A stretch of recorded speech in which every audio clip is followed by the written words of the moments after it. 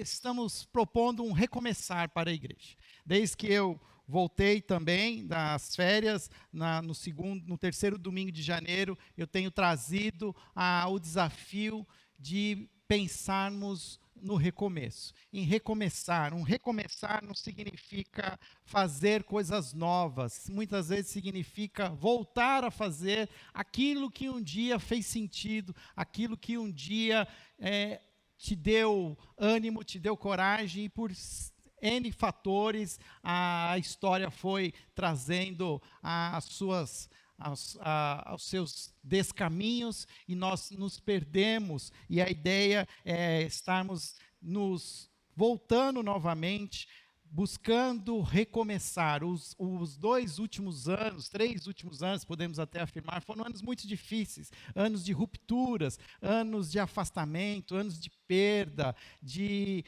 se reinventar. Muita coisa aconteceu, há uma transformação da nossa sociedade cada vez mais rápida, e nós não podemos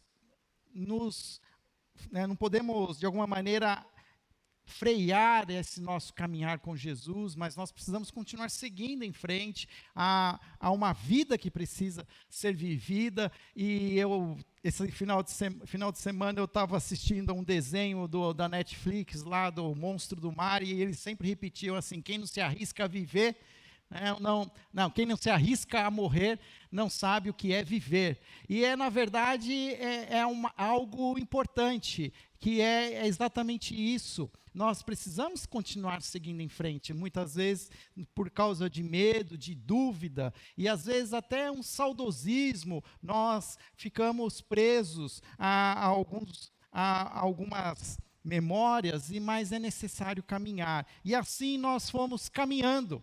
Primeiro, desafiando a você a recomeçar com Deus. Trouxemos o texto de Romanos 8:28, que diz que Deus age em todas as coisas para o bem daqueles que o amam, segundo os seus propósitos, e estamos seguindo com essa confiança, com essa esperança, que Deus está agindo, que Deus não nos deu as costas, que Ele não nos deixou à deriva, mas que Ele quer caminhar conosco. A pergunta, na verdade, não é por que Deus se afastou, mas por que estamos tão distantes de Deus, por que nós nos afastamos? E a ideia é desafiá-lo a buscar a Deus, a entender os seus planos. Nós temos a revelação da verdade de Deus, toda ela contida nas Escrituras, e tenho desafiado você também a buscar, a ter esse tempo devocional, de busca da leitura, do conhecimento de Deus, através da leitura da palavra, através de um relacionamento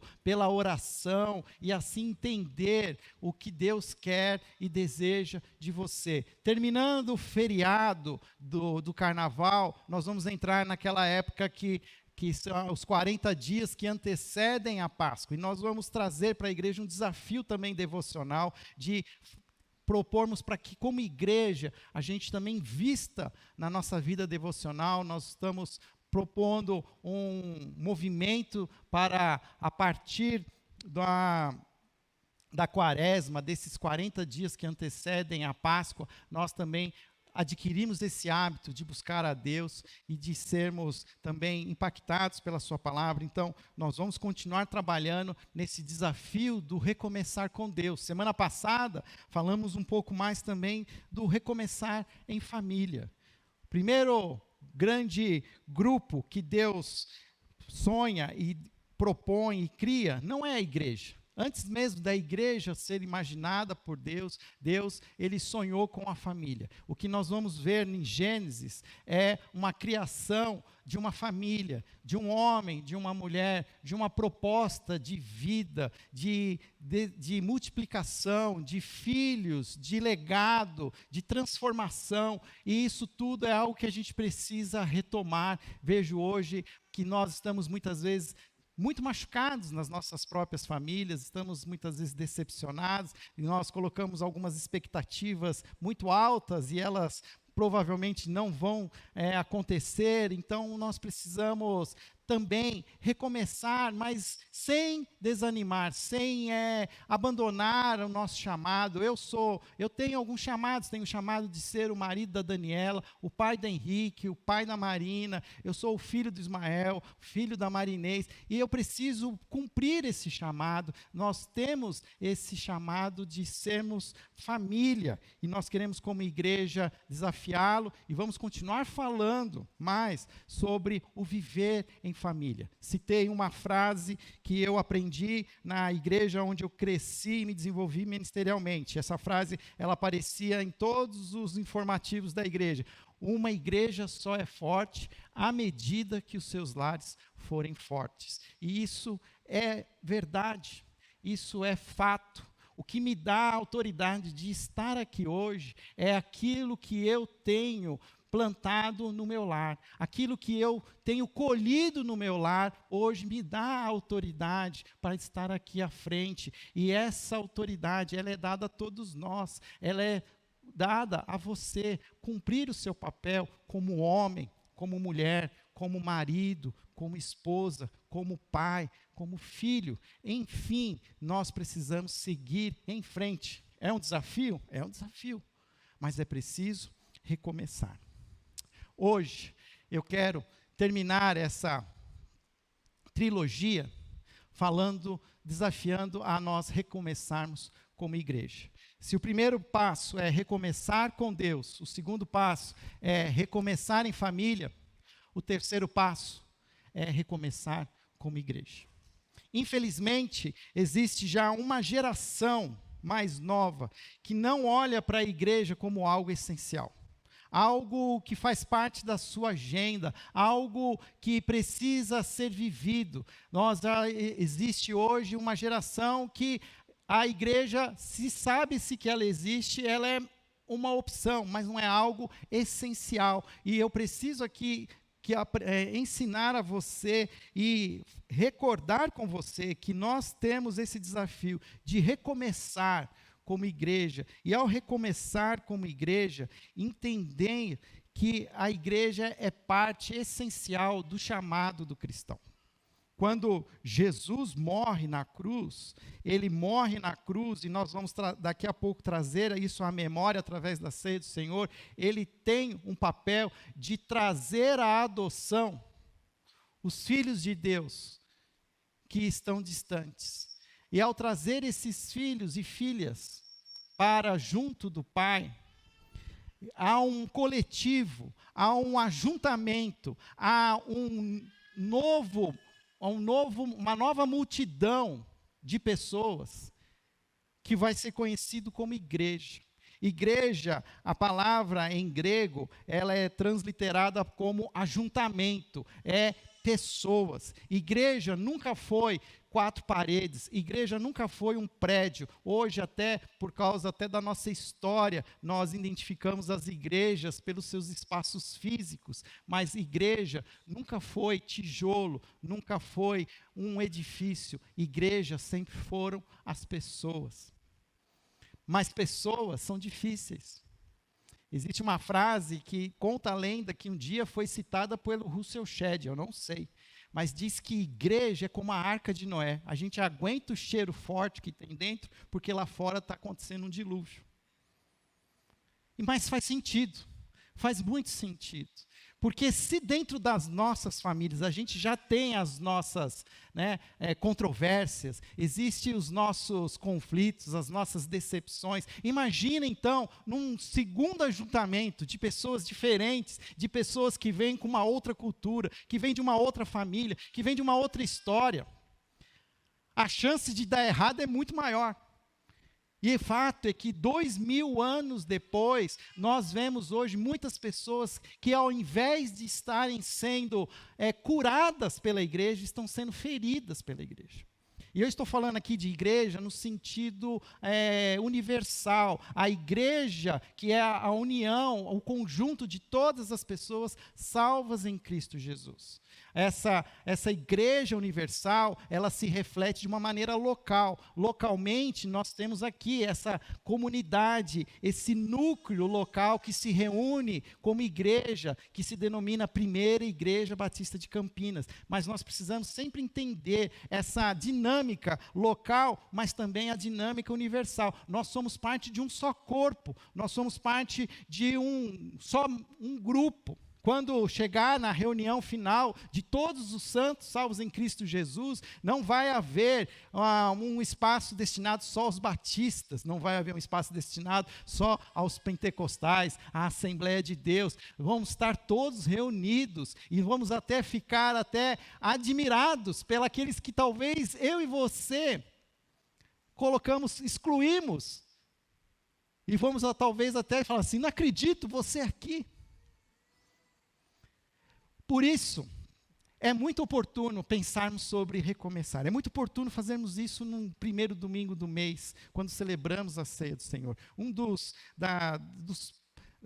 propósitos da ceia é ensinarmos a discernir o corpo de Cristo.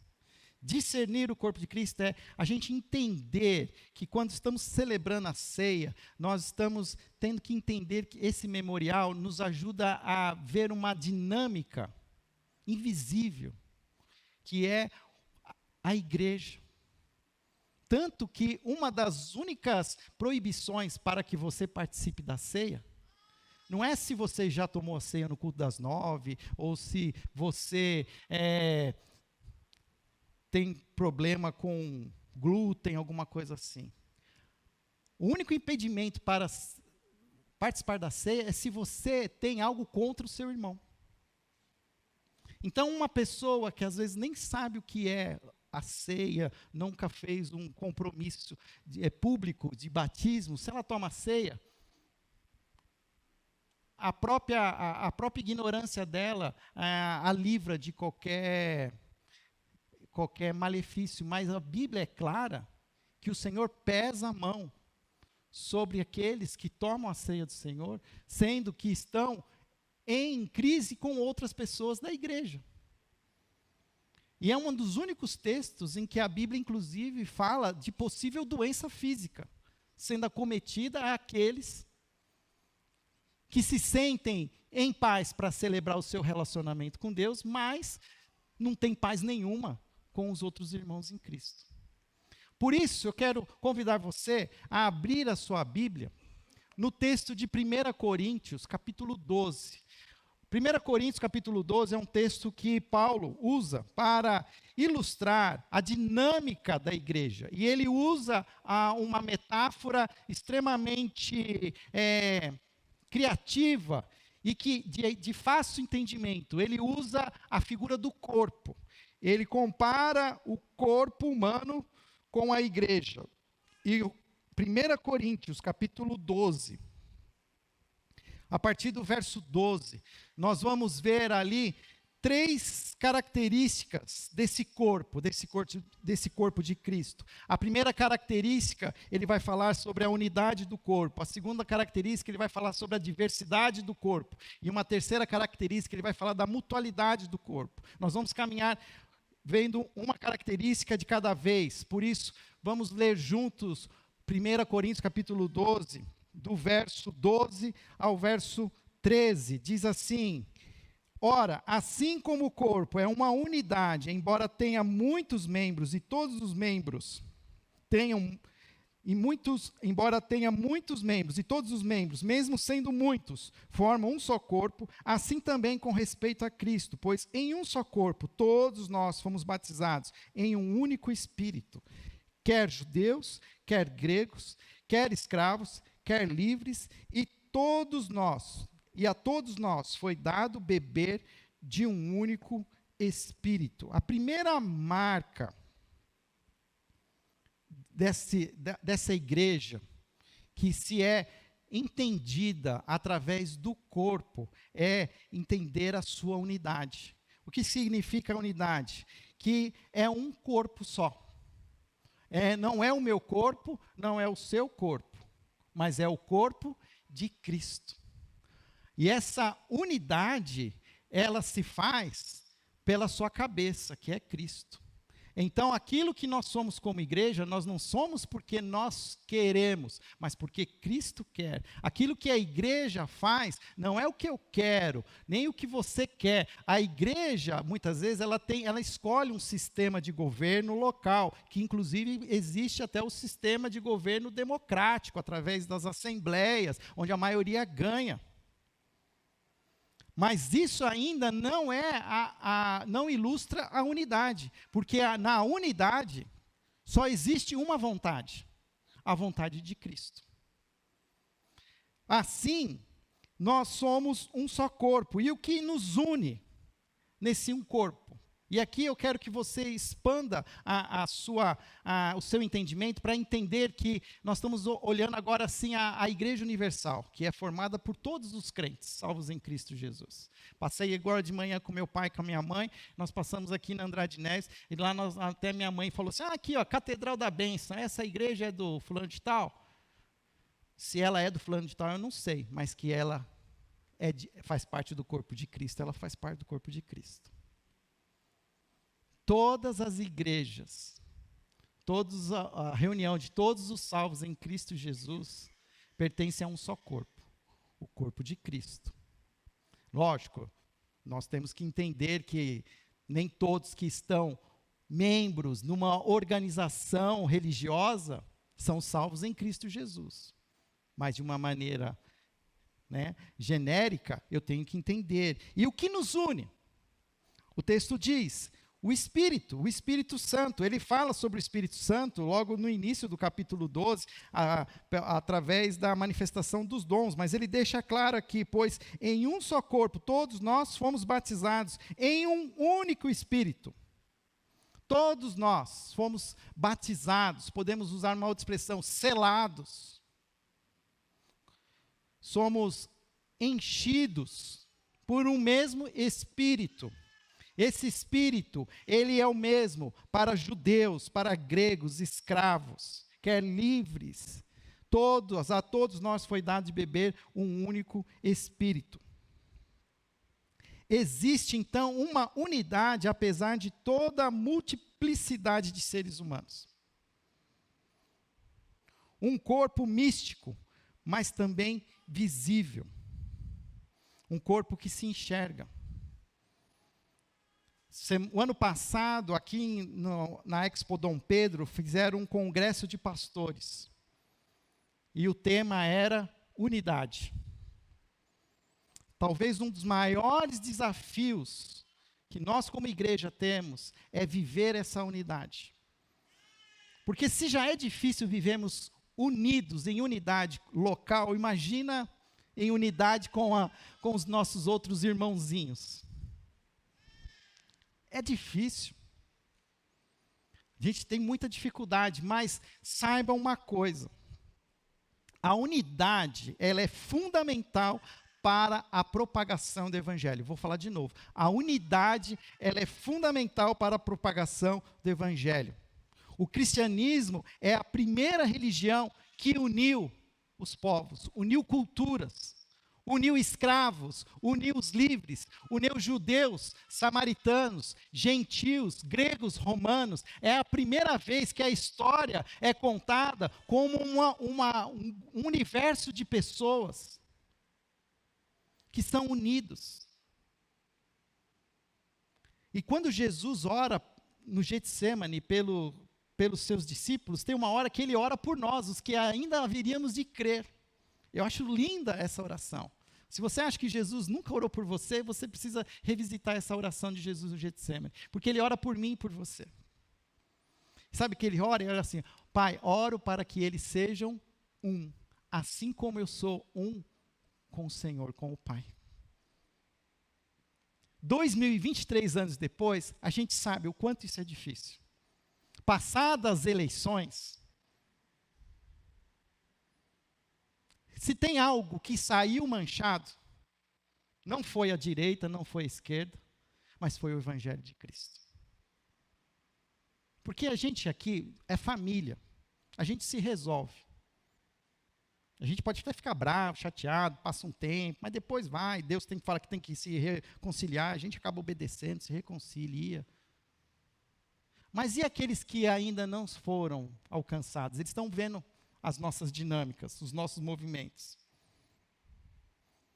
O que será que eles estão falando sobre a nossa mensagem?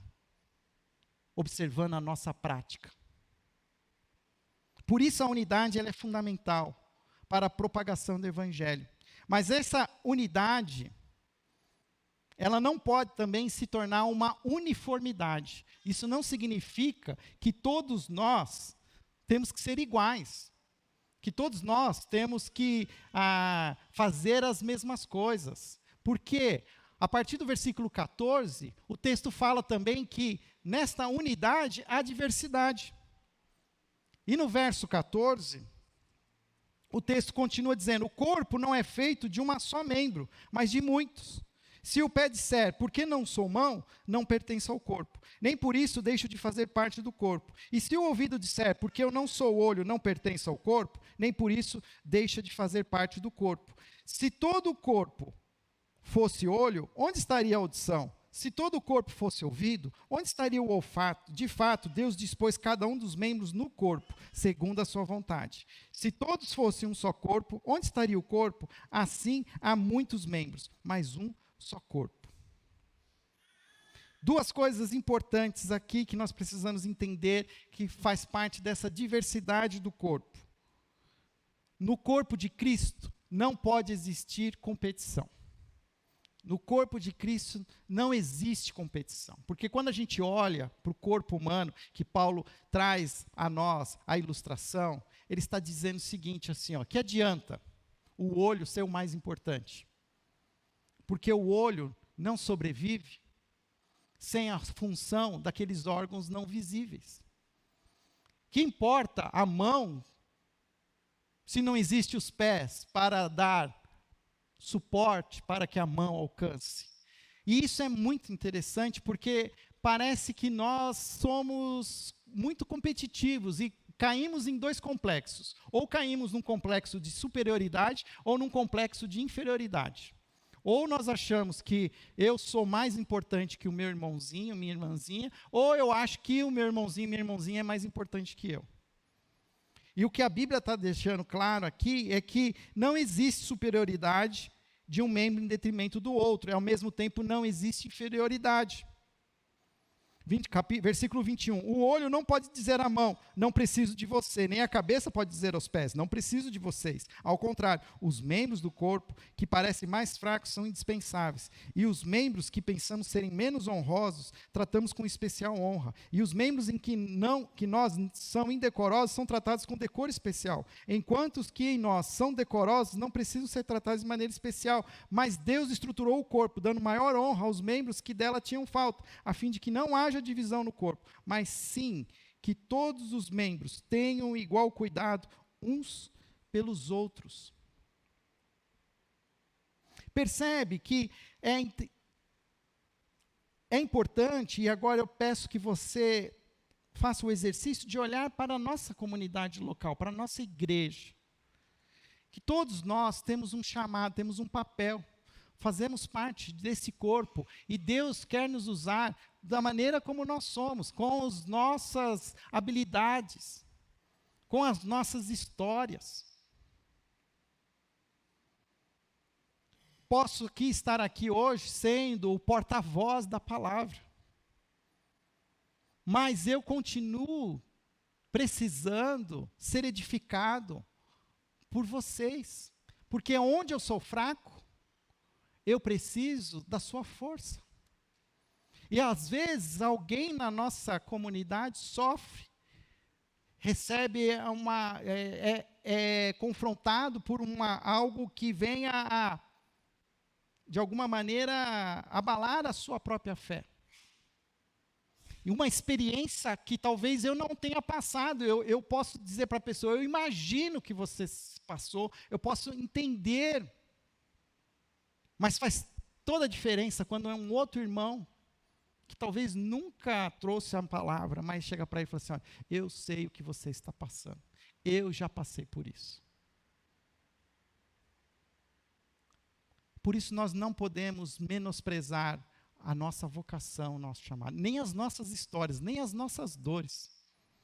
Tudo será usado para a glória de Deus, para a edificação da sua igreja. Tenho feito desafio agora, né? Fiz o desafio. Olha, precisa de gente forte para carregar móvel. Precisa. Mas também vai precisar, muitas vezes, de alguém com uma sensibilidade, que às vezes enxerga que chegou alguém na igreja e que precisa ser acolhido. E a gente sabe que tem uns que são os cabeça de vento mesmo, não vê nada. Mas tem outros que percebem. E é essa diversidade nos torna mais fortes. Acho que um dos grandes erros que a igreja moderna cometeu é se segmentar a partir dos seus dons, da revelação dos seus dons. Parece que, de alguma maneira, assim, todos os que falam em línguas estão reunidos numa localidade. E todos os que gostam de estudar a Bíblia e olhar para a Bíblia e fazer um estudo exegético, parece que se reúne em outro lugar. Aí, numa outra igreja, parece que se reúne todos aqueles que gostam de ouvir pregação expositiva. Aí, numa outra igreja, parece que se reúne só aqueles que entendem que a predestinação. Aí, numa outra igreja, se reúne todos aqueles que acham que a perda de salvação. Claro, existem uma multiplicidade de pensamentos, mas nada pode ser algo que nos divida. Uma igreja local será rica à medida que ela for diversificada nos seus dons, na manifestação, vou usar uma palavra aqui até poluída hoje, na sua manifestação carismática. Eu oro para que o Senhor nos faça uma igreja carismática. O que significa? Onde os dons são revelados, onde cada um entenda o seu dom e manifeste o seu dom. E se sinta bem, e não gere estranhamento no que está do lado. E a história da igreja é uma história manchada por essa diversificação.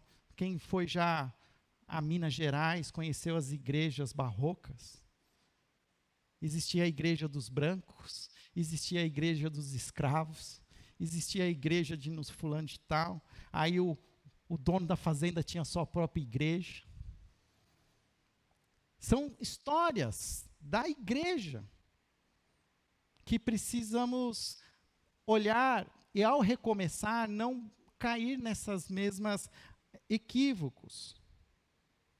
Por último, se a igreja ela precisa refletir a unidade do corpo, a diversidade do corpo, ela também precisa refletir a mutualidade do corpo. O verso 24, eu me estendi, eu acabei lendo, mas eu vou ler de novo. Enquanto os que em nós são decorosos não precisam ser tratados de maneira especial, mas Deus estruturou o corpo, dando maior honra aos membros que dela tinham falta, a fim de que não haja divisão no corpo, mas sim que todos os membros tenham igual cuidado uns pelos outros. Quando um membro sofre, todos os outros sofrem com ele. Quando um membro é honrado, todos os outros se alegram com ele.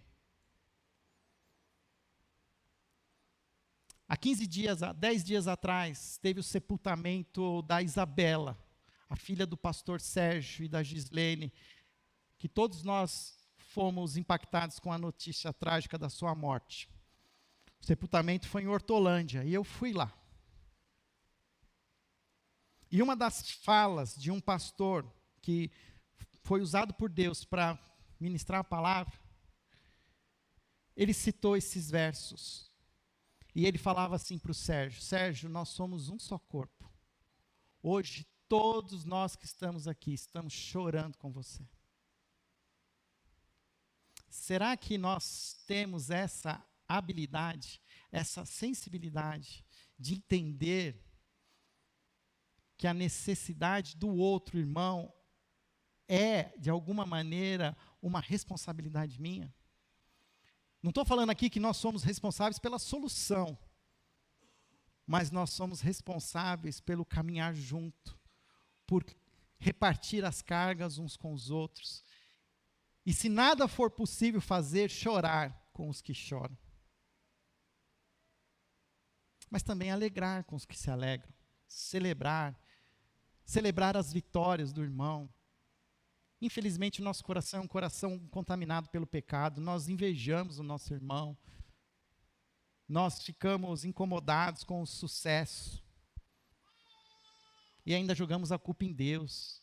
Você fala assim, eu faço tudo certinho e o Senhor abençoa aquele Zé Mané, que nem ora todo dia, que nem vem na igreja todo dia. Mas a gente entender essa responsabilidade da mutualidade, de servir um ao outro, servir a igreja, de estarmos prontos a usar os nossos recursos, as nossas habilidades. Muitos de nós não temos mais as nossas famílias de sangue, muitas histórias existem. E a igreja tem sido um instrumento de adoção dessas pessoas que não possuem mais o privilégio de serem muitas vezes supridas pelas suas famílias.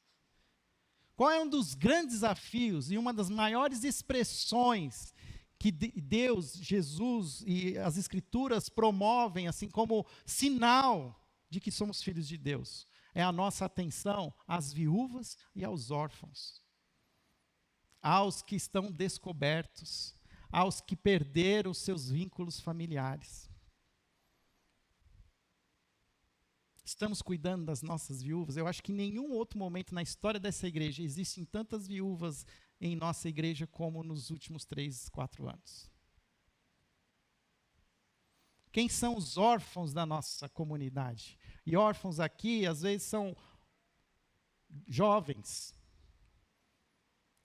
que até possuem pais, mas pais hoje que estão desalinhados com a fé em Cristo Jesus e que desesperadamente necessitam de pais e mães espirituais, que os acolham, que os convide para viver o significado de ser parte de uma família. Todos nós sonhamos em ser parte de uma família. A Mary está aqui, ela trabalhou numa organização em Vinhedo. E eu lembro que quando eu estava lá na igreja em Vinhedo, nessa organização, fazia lá o culto de ação de graças.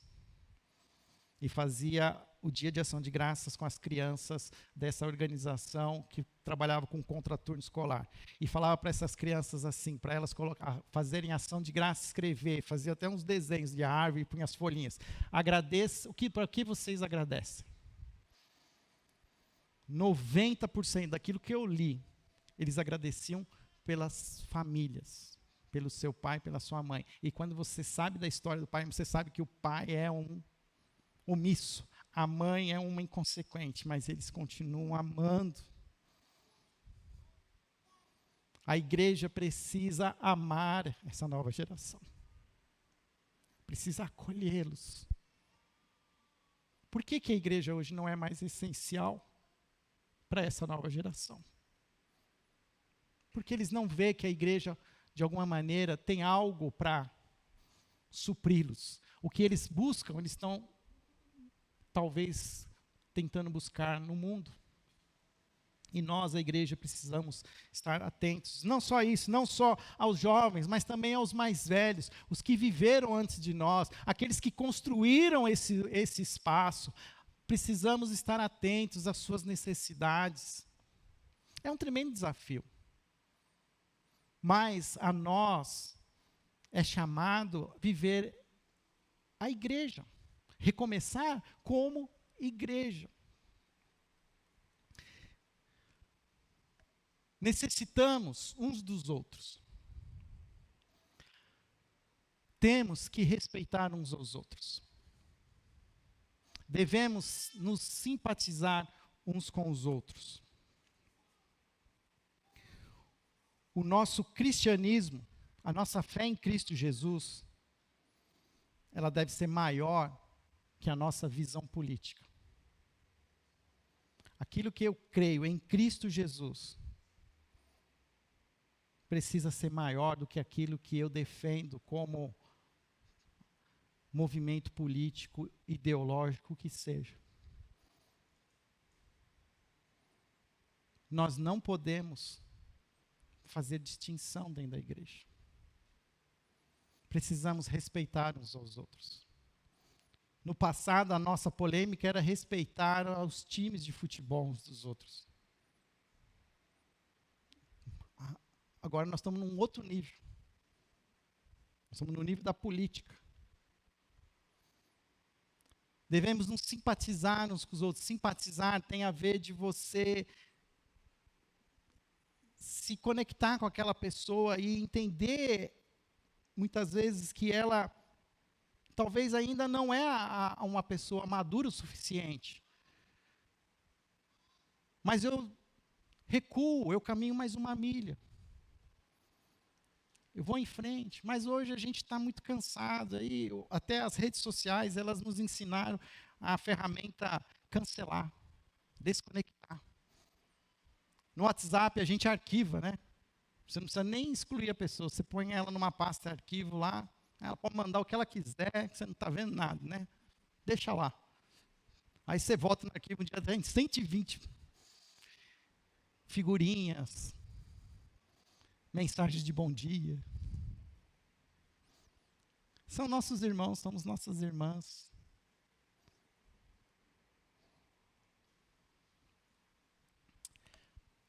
Hebreus 10, 25 diz assim: não deixemos de nos reunir como igreja, segundo o costume de alguns, mas procuremos encorajar-nos uns aos outros, ainda mais quando vocês veem que se aproxima o dia. Do que o autor está falando no final? Que é um fato que Jesus está voltando. Eu não sei quando ele volta, mas que ele está mais perto de nós do que estava dos nossos antepassados. E ao estar mais perto de nós do que estava dos nossos antepassados, exige de nós uma maior assertividade de continuarmos seguindo em frente, pois a própria palavra está revelando, olha, nos últimos dias, haverá os que vão se desanimar, haverá aqueles que vão se tornar frios, que vão até se incomodar com a palavra. E o autor, ele está dizendo, olha, é um imperativo, não podemos deixar de nos reunir como igreja. Existe a experiência hoje do virtual, do online, é uma excelente ferramenta, alcança outros confins, mas se você está aqui hoje, Deus quer que você saiba que Ele está te chamando a continuar vindo, se reunindo, se encostando um no outro, se abraçando um no outro. Se você quiser vir de máscara, venha de máscara. Mas venha. Existem coisas que acontecem quando a igreja se reúne. Coisas que não acontecem na nossa casa, quando nós escutamos a TV. E nós precisamos continuar seguindo, colocar isso como uma agenda essencial. E encorajarmos uns aos outros. E aí, como nós somos um time, não coloca na conta do pastor, que só o pastor tem que ir atrás de quem não está aqui. Eu me cobro e tento trazer à memória quem está hoje, né, ficou pelo caminho. Mas eu creio que se todos nós escolhêssemos uma pessoa por semana para mandar uma mensagem, dar um telefonema, olha, não estou te vendo aqui, onde você está? Vem. Porque o Espírito Santo incomoda a todos. Aí o Espírito Santo está te incomodando, está trazendo à sua memória o nome de alguém, e você está querendo que outra pessoa faça o que o Espírito está falando para você fazer. Eu vou dar conta daqueles que o Espírito tem me revelado e que eu, de alguma maneira, me omiti. Mas todos nós, é o mesmo Espírito. Esse Espírito não fala só com o Fábio, ele fala com todos. Fala com você, fala comigo. E nós precisamos estar atentos. Recomeçar como igreja E aqui é o meu desafio para a gente celebrar a ceia. Porque a ceia é esse discernir o corpo. E se vamos celebrar a ceia, discernir o corpo, eu quero também ser bem claro naquilo que nós precisamos ser e fazer como igreja, como corpo, nesse recomeço. Precisamos ter eu usei a expressão congregar, que é uma expressão antiga, né, vamos dizer assim, que está nas versões mais antigas, mas pode o reunir-se, mas o congregar, eu fui até no dicionário, diz assim que é juntar-se intimamente, unir-se.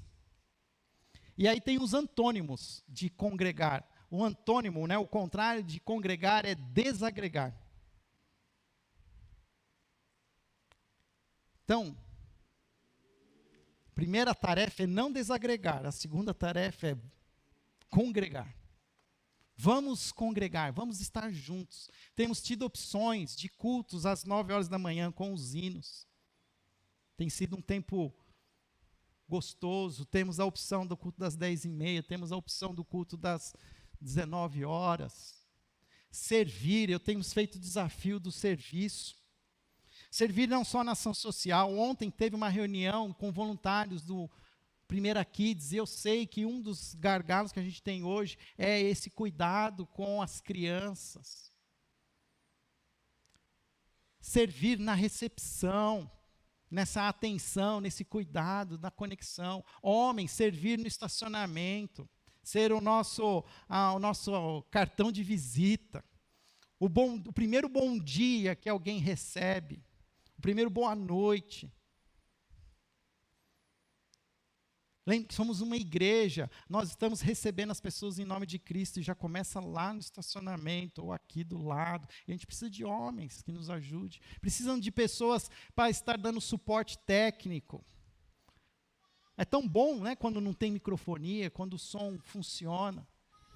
Mas é melhor ainda quando tem um time que pode ser usado. Então, e se mais gente ajudar, a escala se torna mais leve.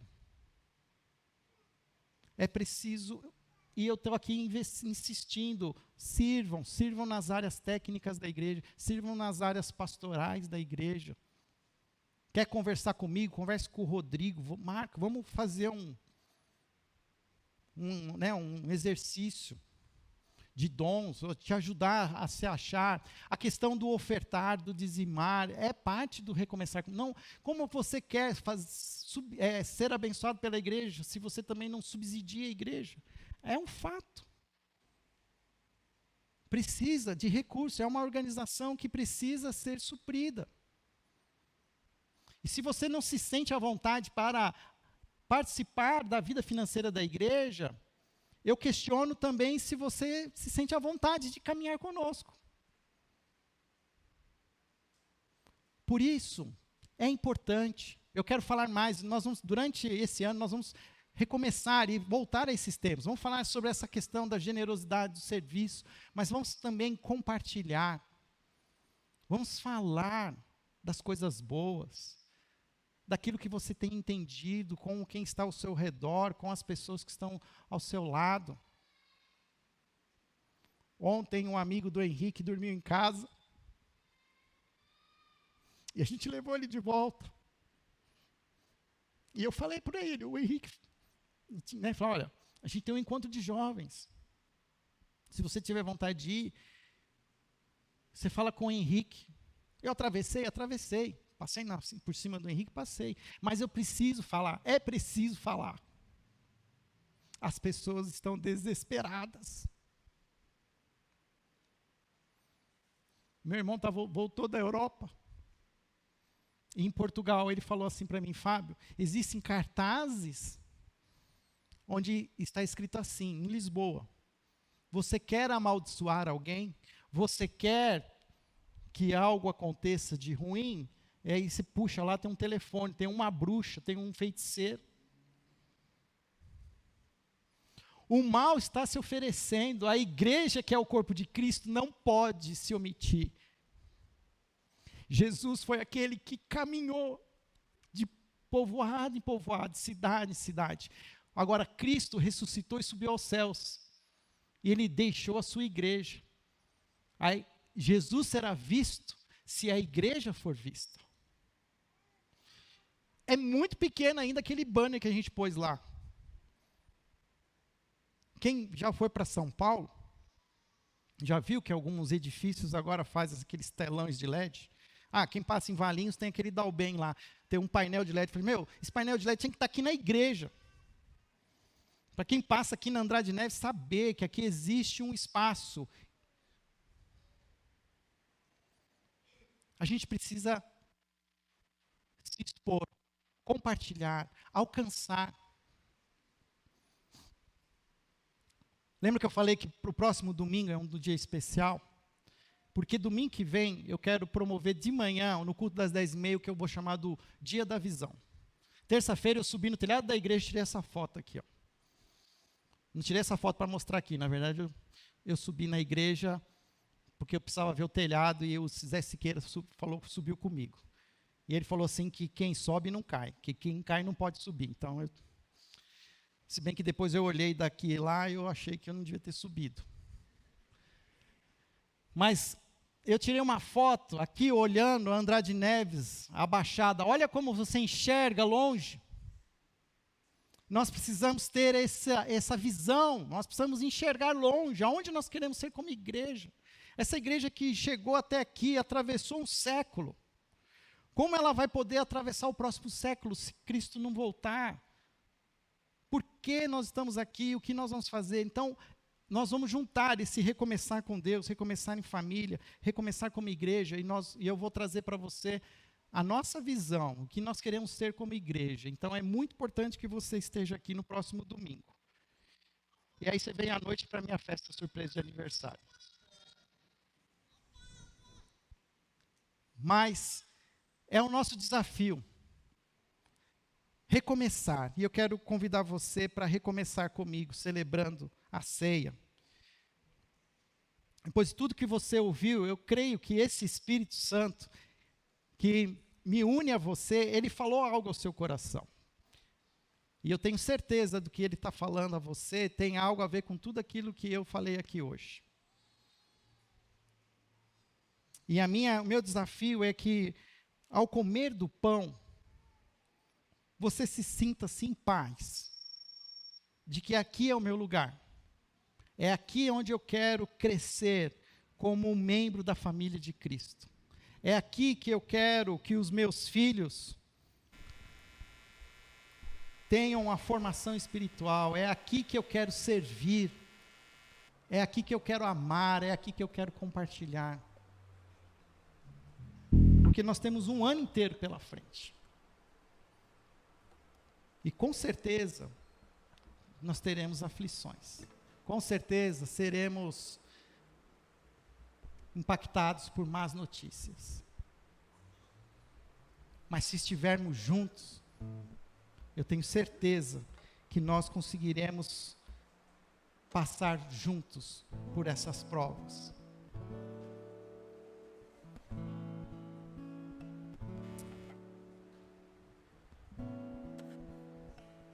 Eric, você me ajuda aqui na frente? Você vem aqui, por favor. Michele, você pode também vir?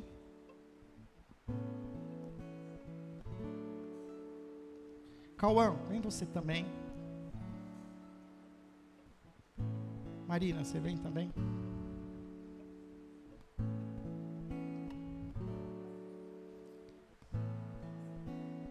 Igreja é todos nós, não é só o pastor.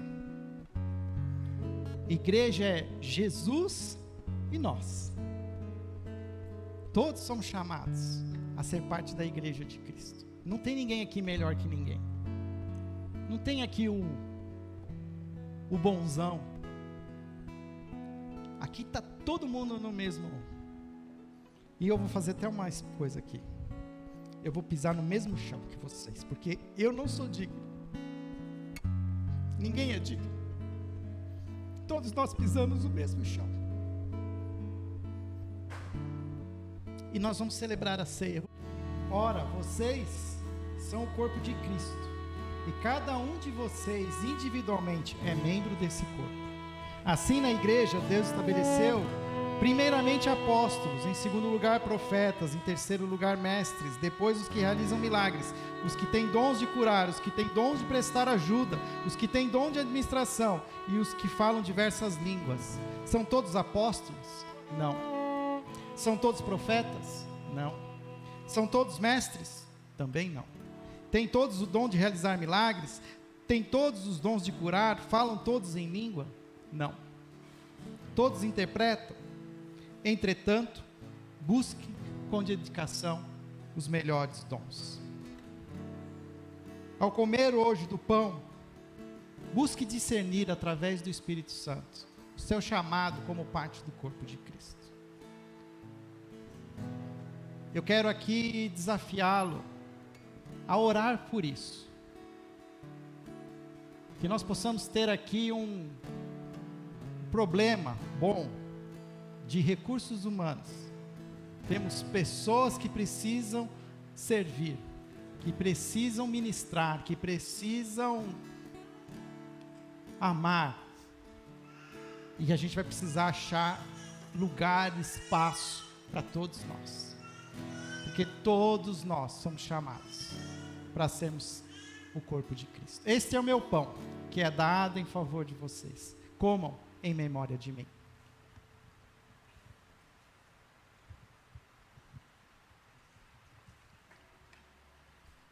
Pai querido, ajuda-nos, Senhor, da mesma maneira como nos sentimos confortáveis em comer desse pão, a também, Senhor, nos sentirmos confortáveis em servir, em ser parte desse corpo. Não necessariamente, ó Pai, servindo dentro da igreja, mas servindo aqueles que estão ao nosso redor, como igreja, como Cristo servia. Dá-nos, Senhor, esse discernimento. Fala aos nossos corações essa semana, desperta-nos, Senhor, para que possamos ser de fato a igreja que o Senhor deseja que sejamos. Em nome de Jesus, amém. Da mesma forma, Jesus tomou o cálice em suas mãos e disse: este é a nova aliança que faço com o meu sangue. Queridos, o que Deus deseja do corpo de Cristo não é sacrifício, é obediência. O sacrifício já foi feito. Jesus derramou o seu sangue. O que Ele deseja de nós é que sejamos obedientes, sejamos cumpridores do nosso chamado como corpo de Cristo. Bebam em memória de mim.